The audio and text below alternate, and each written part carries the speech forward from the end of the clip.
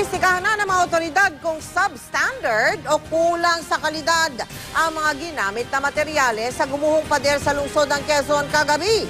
Pero napag-alaman na pinatungan lang pala ng simento yung orihinal na pader nito para taasan. Mula sa Quezon City, nakatutok live si Ian Cruz. Ian.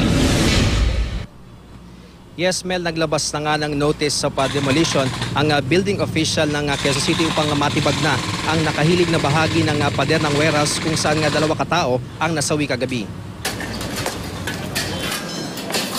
Patuloy ang clearing operations ng MMDA sa nagkalat na debris mula sa gumuhong pader ng warehouse ng LG at Kimson sa barangay Masambong kagabi. Pag naalis na ang debris, sisimula na ang pag-demolish sa nagibang pader. Medyo malapad yung crane namin, dapat malinis namin maski 2/3 lang ng kalsada dahil titibagin din itong plano namin mamaya rin. Bakit kailangan ng itulak yan, sir? Kailangan na dahil kita kagabi nakapabaliktad yan eh. Bali, binaliktad lang nung Meralco kagabi pero mukhang hindi rin tatagal yan. Kailangan din ituloy na itumba na.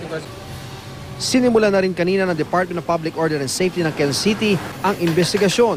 Kumuha sila ng bakal ng mga poste at biga ng warehouse para malaman kung nasunod ang tamang sukat nito. Sa inisyal na pagsiyasat sa site, nakitang manipis ang columns at beams ng gusali.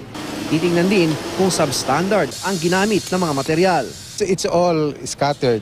It should stay as a frame with minimal damage if it's only the effect of collapse. If the lower portion is soft, it means that the upper portion is a new one. There is a tendency that it will suffer some distress. Why, sir? Yes, distress, because without retrofitting the lower part, when you add another additional structural loads, then there will be effect on the lower portion. Napag-alaman, pinatungan lang pala ng simento ang orihinal na pader para taasan. Sa matataas na istruktura, nakatulong para mapatibay ang gusali kapag nilagyan ng lateral support. Hindi raw ito nakita sa ginagawang warehouse. So lateral support means that bracing of structure. So it should not sway, it should not move either way. Okay, as we can see, the framing is just confined as it is a vertical wall.